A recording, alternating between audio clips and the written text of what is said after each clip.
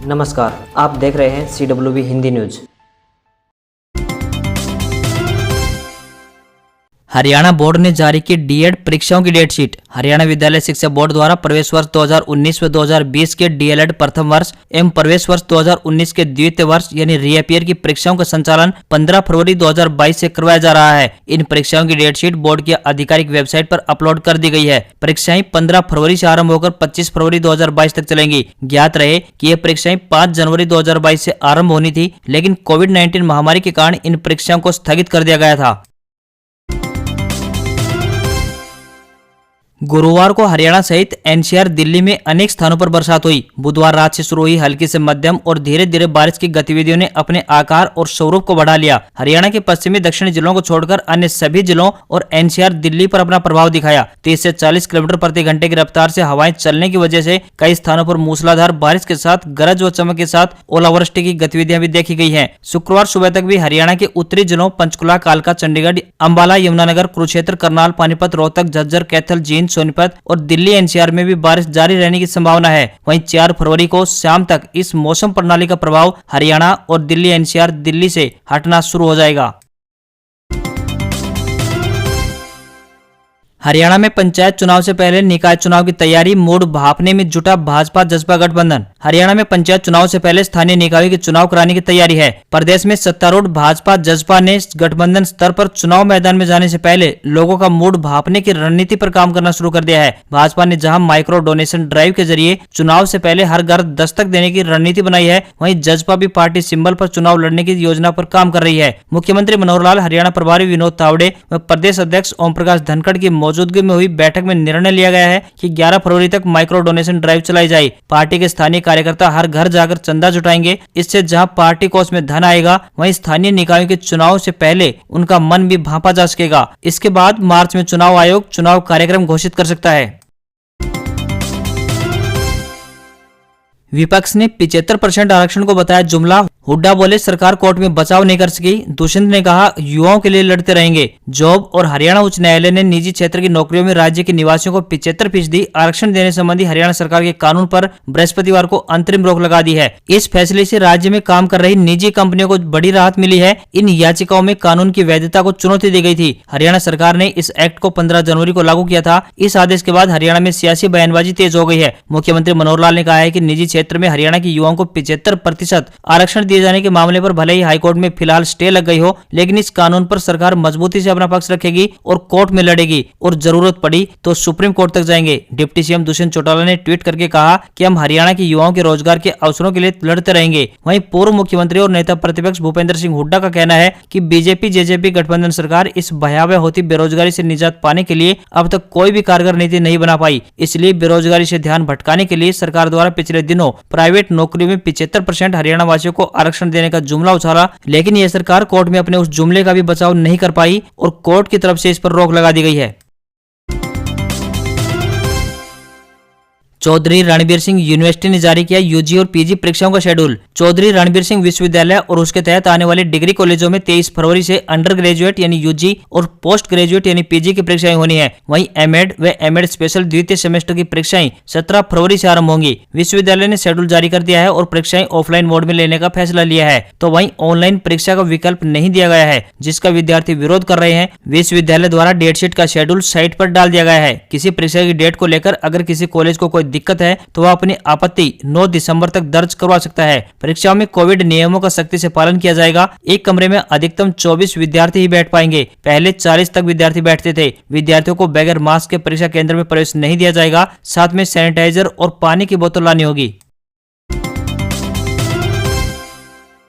Haryana board ने open school exam के लिए आवेदन करने की डेट बढ़ाई, देना होगा विलंब शुल्क। हरियाणा विद्यालय शिक्षा बोर्ड द्वारा मुक्त विद्यालय की सेकेंडरी तथा सीनियर सेकेंडरी पूर्ण विषय, फ्रेश कैटेगरी, सीटीपी, रीअपियर, आंशिक अंक सुधार, पूर्ण विषय अंक सुधार, अतिरिक्त विषय परीक्षा मार्च 2022 के लिए विलंब शुल्क 1000 रुपए सहित ऑनलाइन आवेदन फॉर्म भरने की तिथि 31 जनवरी निर्धारित की थी, जिसे अब बढ़ाकर 10 फरवरी 2022 कर दिया गया है। परीक्षार्थी समय रहते बोर्ड की आधिकारिक वेबसाइट पर अपना ऑनलाइन फॉर्म भरना सुनिश्चित करें। भारतीय किसान यूनियन की राज्य स्तरीय बैठक जाट धर्मशाला कुरुक्षेत्र में हुई। बैठक की अध्यक्षता भाक्यू के राष्ट्रीय अध्यक्ष गुरनाम सिंह चढ़ूनी ने की। बैठक में हरियाणा प्रदेश के सभी जिलों के पदाधिकारी उपस्थित रहे। बैठक में 2 मुख्य एजेंडों मिशन पंजाब व मिशन यूपी पर चर्चा की गई। मीटिंग में सर्व सहमति से मिशन पंजाब व मिशन यूपी को मजबूती से चलाने का प्रस्ताव पास किया गया। राष्ट्रीय अध्यक्ष गुरनाम सिंह चढ़ूनी ने कहा कि सरकार ने किसानों से वादा खिलाफी कर विश्वासघात किया है। संयुक्त किसान मोर्चा द्वारा भारत सरकार से लिखित में आश्वासन प्राप्त कर किसान आंदोलन को स्थगित किया गया था। सरकार ने अपने पत्र में किसानों की सभी लंबित मांगों पर सहमति जताई थी, किंतु सरकार ने अभी तक अपने वायदे के अनुसार कोई भी सकारात्मक कदम नहीं उठाया। एमएसपी पर कानून, आंदोलन के दौरान दर्ज मुकदमे रद्द करना सहित किसानों को मुआवजा देना व लखीमपुर खीरी नरसंहार के दोषियों को सजा देना व मुख्य आरोपी केंद्रीय गृह राज्य मंत्री अजय मिश्रा उर्फ टेनी को मंत्रिमंडल से बर्खास्त करना किसानों की लंबित मांगी थी। अब मिशन बंगाल की तर्ज पर मिशन यूपी चलाया जाएगा और यूपी की जनता से किसान विरोधी भाजपा के खिलाफ वोट करने की अपील की जाएगी। हरियाणा के डिप्टी सीएम दुष्यंत चौटाला का बड़ा बयान। हरियाणवी युवा रहे निश्चिंत, जरूरत पड़ी तो रोजगार दिलवाने के लिए अन्य रास्ते भी अपनाएंगे। हरियाणा के उप मुख्यमंत्री दुष्यंत चौटाला ने विश्वास जताया कि हरियाणा सरकार का स्थानीय रोजगार कानून अदालत की प्रक्रिया को सफलतापूर्वक पास करेगा और हरियाणा के युवाओं को रोजगार का अधिकार मिलेगा। उप मुख्यमंत्री ने कहा कि वे अदालत के स्टे ऑर्डर की लिखित कॉपी का इंतजार कर रहे हैं और जल्द ही सरकार के कानूनी विशेषज्ञों के साथ इसका विश्लेषण करेंगे। दुष्यंत चौटाला ने कहा कि लिखित आदेश की समीक्षा के बाद राज्य सरकार जल्द ही अगला कानूनी कदम उठाएगी और राज्य में इस कानून को लागू करवाएगी। डिप्टी सीएम दुष्यंत चौटाला ने प्रदेश के युवाओं को आश्वस्त करते हुए कहा कि कानूनी प्रक्रिया से राहत लेकर इस एक्ट को लागू करवाया जाएगा और अन्य किसी स्थिति में भी हरियाणा के युवाओं को स्थानीय नौकरियों में हिस्सेदारी जरूर दिलवाई जाएगी, भले ही उसके लिए कोई अन्य रास्ता या फिर प्रावधान अपनाना क्यों न पड़े।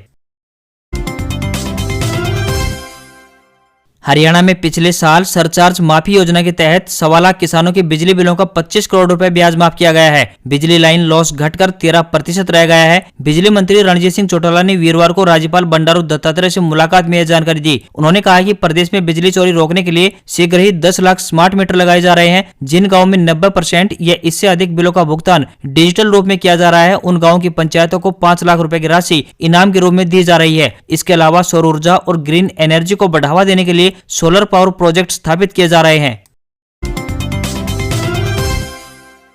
हरियाणा के रेवाड़ी जिले में मेरी फसल मेरा ब्यौरा पोर्टल पर फसल वेरिफिकेशन का कार्य 4 से 25 फरवरी तक किया जाएगा। कृषि विभाग के अधिकारी इस कार्य को निर्धारित समयावधि में पूरा करवाना सुनिश्चित करेंगे ताकि पोर्टल पर किसानों का डाटा अपलोड हो सके। सरकार ने प्रत्येक किसान की फसल का पंजीकरण मेरी फसल मेरा ब्यौरा पोर्टल पर करवाना अनिवार्य किया हुआ है। इसका उद्देश्य किसानों को फसल बेचने में सुविधा पहुंचाने के साथ साथ विभिन्न योजनाओं का सीधे लाभ देना है। जो किसान पोर्टल पर रबी सीजन की फसलों का रजिस्ट्रेशन करवाना चाहते हैं वह 15 फरवरी 2022 तक अपनी रबी की फसलों का ब्यौरा इसमें दर्ज करा सकते हैं। इसके लिए परिवार पहचान पत्र होना अनिवार्य है। जिले में 4 से 25 फरवरी तक चलने वाली फसल वेरिफिकेशन प्रक्रिया को निर्धारित समय पर सही तरीके से पूरा करवाने के लिए जिले में 101 टीमें गठित की गई हैं, जो मोबाइल ऐप के माध्यम से वेरिफिकेशन का काम करेंगी।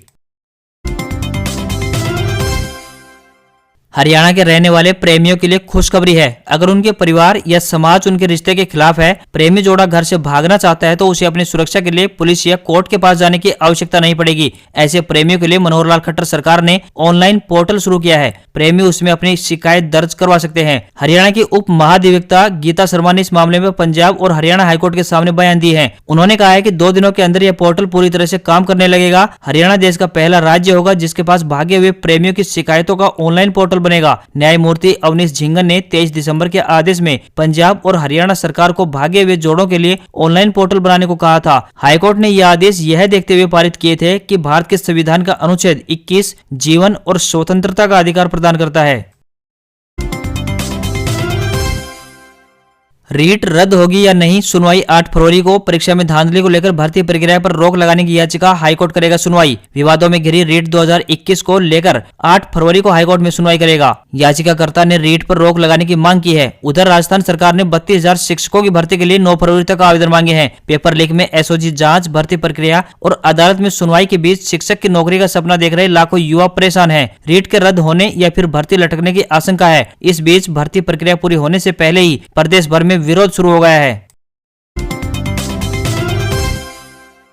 पीएम मोदी करेंगे महाकाल मंदिर कॉरिडोर का शुभारंभ। काशी विश्वनाथ मंदिर की तर्ज पर उज्जैन को देंगे सौगात। सीएम शिवराज ने दिया न्योता। काशी विश्वनाथ कॉरिडोर की तर्ज पर उज्जैन के महाकाल मंदिर परिसर के विकास कार्य का उद्घाटन भी प्रधानमंत्री नरेंद्र मोदी कर सकते हैं। गुरुवार को दिल्ली में सीएम शिवराज सिंह चौहान ने प्रधानमंत्री मोदी से मिलकर उन्हें इसका न्योता दिया। प्रधानमंत्री मोदी ने भी इसके लिए उज्जैन आने के संकेत दिए हैं। महाशिवरात्रि का त्योहार 1 मार्च 2022 को होने के चलते महाकाल मंदिर कॉरिडोर के पहले चरण का उद्घाटन 28 फरवरी को होने की संभावना है। सरकार की कोशिश है कि महाशिवरात्रि से पहले महाकाल मंदिर के विस्तार कार्य के पहले चरण का उद्घाटन कर दिया जाए। हालांकि प्रधानमंत्री मोदी की यूपी चुनाव में व्यस्तता को देखते हुए ये कार्यक्रम अभी नहीं हुआ तो फिर अप्रैल में हो सकता है। इसके अलावा पीएम इंदौर में सीएनजी प्लांट का भी वर्चुअल उद्घाटन कर सकते हैं।